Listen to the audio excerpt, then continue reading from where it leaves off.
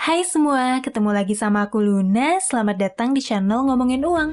Kalau diperhatiin sejak Januari tahun 2021, pergerakan IHSG tuh di situ-situ aja. Sementara kalau dari sisi saham nih, ada banyak saham yang ngalamin penurunan lumayan banyak sejak awal tahun ini. Misalnya kita sebut aja saham Wika yang ngalamin penurunan sebesar 29% sejak Januari sampai April 2021. Atau ada juga nih saham Pegas yang turun sebesar 20%-an dalam 4 bulan terakhir. Belum lagi saham blue chip di sektor konsumer kayak Unilever dan ICBP yang harganya tuh terus menurun. Nah, di kondisi kayak gitu mungkin banyak nih trader atau investor pemula yang masih kebingungan. Kalau tren harga sebuah saham lagi turun, kita harus gimana dong? Mau jual tapi nggak rela buat ngerealisasin kerugian. Mau didiemin aja tapi takut harga sahamnya makin turun dan malah makin bikin rugi. Mau beli lagi tapi nggak punya uang atau nggak yakin sama perusahaan tersebut. Terus, kita harus gimana dong? Nah, di video kali ini aku mau jelasin, kira-kira apa sih yang bisa kita lakuin di kondisi tersebut? Apa kita harus beli saham mumpung harganya lagi turun? Atau justru kita harus jual saham yang kita punya biar nggak makin rugi? Atau malah sebaiknya kita nggak usah ngapa-ngapain? Oh iya, sebelumnya aku mau jelasin dulu nih, setiap trader atau investor saham tuh mungkin punya strategi dan pendekatannya masing-masing. Di sisi lain, proses analisis itu ngelibatin pertimbangan subjektif dari si trader atau investor.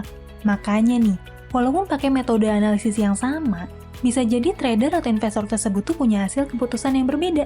Sekarang kita bahas satu-satu yuk. Apa sih yang bisa kita lakuin ketika harga saham lagi turun?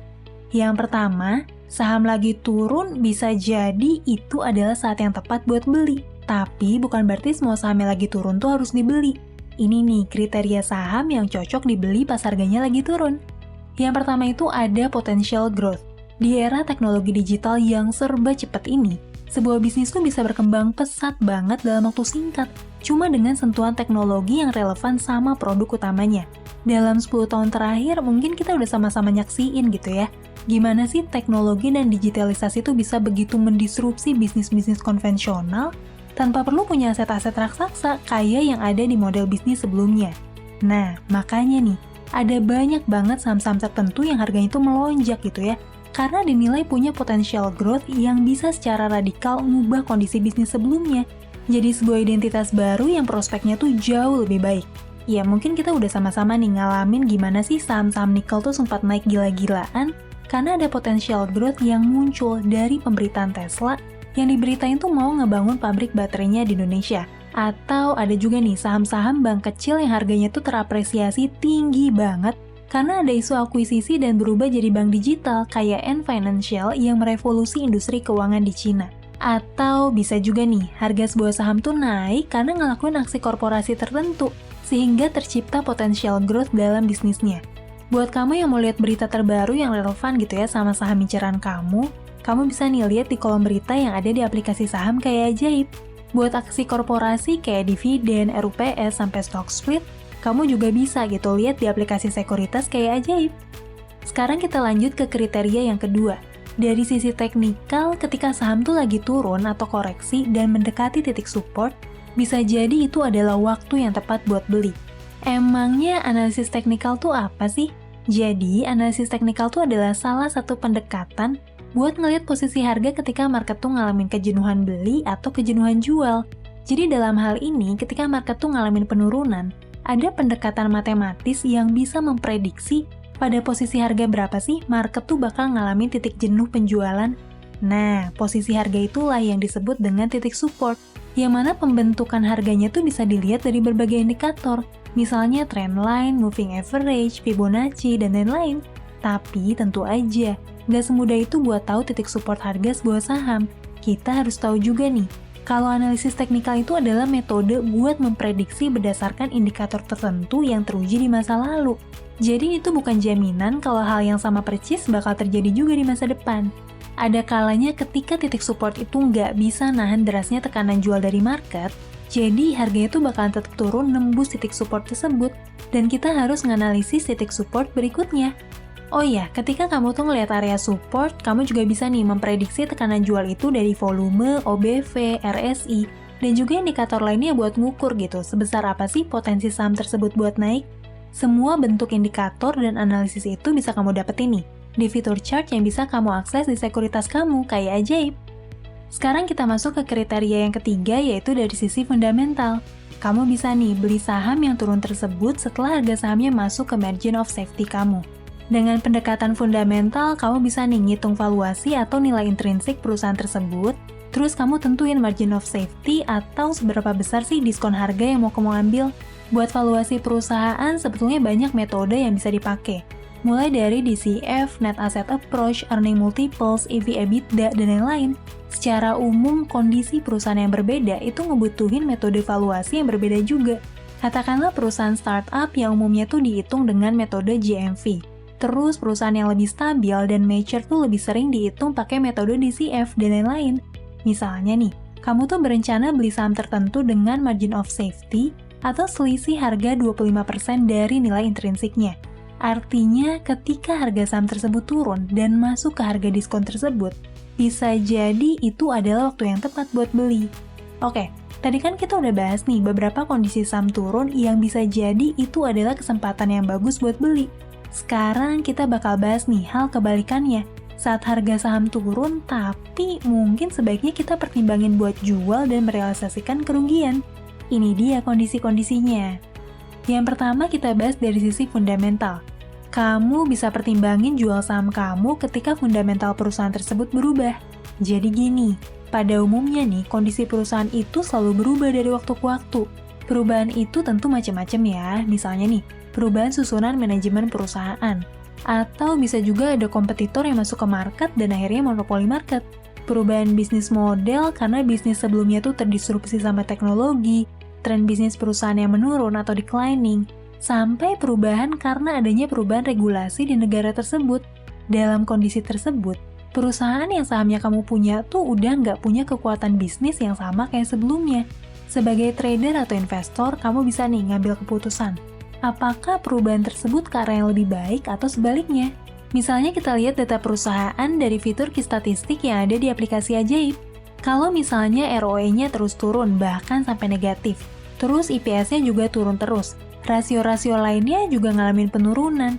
Iya, mungkin penurunan harga tersebut tuh terjadi bukan sebatas karena koreksi sesaat doang. Tapi emang ada perubahan di kondisi fundamental perusahaan yang makin nggak oke. Kalau ini terjadi, kamu bisa nih pertimbangin buat jual saham kamu. Sekarang kita lihat kondisi kedua, yaitu dari sisi teknikal. Ketika harga saham turun, kamu bisa nih pertimbangin jual saham kamu saat harga saham tersebut tuh nggak berhasil mantul atau naik di titik support dan malah terus turun menjebol support tersebut. Sekarang kita lihat lagi chart saham dari aplikasi Ajaib. Kita bisa lihat nih saham ini. Ketika harga sahamnya tuh menjebol support atau nggak mantul di area support ini, saham tersebut terus ngelanjutin penurunannya dan terus turun sampai area support selanjutnya. Biasanya nih, para trader itu mutusin buat ngerealisasin kerugiannya saat saham tersebut tuh ngejebol support sebelum turun jauh lebih dalam lagi. Strategi ini bakalan cocok buat kamu yang trader jangka pendek, yang aktif bertransaksi saham. Kita lanjut ke kondisi yang ketiga, kamu bisa jual saham kamu kalau kamu punya kesempatan atau opportunity yang lebih oke. Di saat saham kamu tuh lagi turun nih, dan dalam kondisi floating loss, mungkin kamu nyesek gitu ya kalau harus ngerealisasin kerugian, apalagi kalau secara nominal kerugian tersebut tuh terbilang besar. Tapi ingat, pasar saham itu buka 5 hari seminggu selama 1 tahun penuh. Akan selalu ada opportunity baru di pasar saham. Di sisi lain, instrumen investasi itu nggak cuma saham doang. Masih banyak instrumen investasi lain yang nawarin keuntungan yang nggak kalah menarik. Kalau misalnya nih ya, saham yang kamu pegang tuh turun terus. Sementara di sisi lain kamu punya peluang buat dapetin keuntungan di saham lain atau instrumen investasi lain. Ya, mungkin kamu bisa nih jual saham kamu dan pakai modal hasil jual saham tersebut sebagai modal buat dapetin opportunity yang lebih baik lagi. Emang ada kalanya kita tuh perlu ngerealisasin kerugian buat dapetin potensi keuntungan yang lebih besar. Nah, tadi kan kita udah bahas tentang jual beli saham saat tren saham tuh lagi turun. Tapi nih, ada kalanya juga pas saham lagi turun, kita nggak perlu ngapa-ngapain. Ada kalanya trader atau investor tuh diam sejenak sambil nikmatin fluktuasi harga saham. Kapan sih kita perlu diam aja? Salah satunya adalah saat koreksi pasar wajar. Jadi gini, coba deh kamu lihat chart saham ini. Oh iya, ini aku pakai chart saham dari aplikasi Ajaib. Dalam pergerakan harga saham harian, saham itu selalu naik dan turun dari waktu ke waktu. Gak ada tuh cerita di mana harga saham tuh terus-terusan naik sepanjang tahun tanpa ada fluktuasi sama sekali. Nah, dari sini kamu bakal ngeh gitu kalau koreksi di pasar tuh wajar banget.